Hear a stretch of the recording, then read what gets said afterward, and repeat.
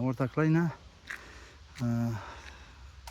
10 kW Beruni'deki kuvaş panelimiz bitti. Azı tapşırdık. Zor işlerdi. Acayip dediler bir de. Her ikinesinde gönlümde 10 kW Cinco 620 wattlık kuvaş panel sistemimiz. Sondaki yine uçurçuya gelen inverterimize gelen sep kabel koydum. İnverterde uçurçuya gelen kabelde aziz kabel koyulmaz. Şimdi inverterimize geldiğimizde inverterimiz işe düşüp gitti.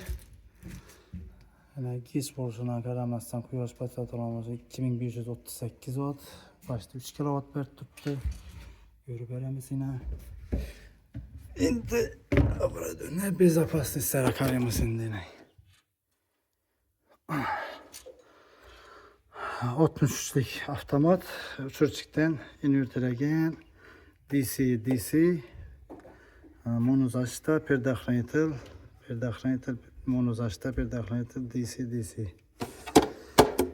kanalı güzel devam edin yeter oldunuz bir rahmet telefon numarayla göstereceğim bir monol telefonla hakkında savol cevapları cevap veremiz.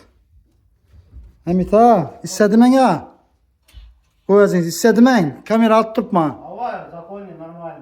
Razı buldun İsman. Razıman. Oldu yaxşı rahmet. Ana Hamit ampullar ucu teyallat tuttular yine. Xudo xohlasa hozir отчетлashib Fatihani berik ketamiz. Ishqilib ish Hamit ha. Size bereketli bo'lsin shu.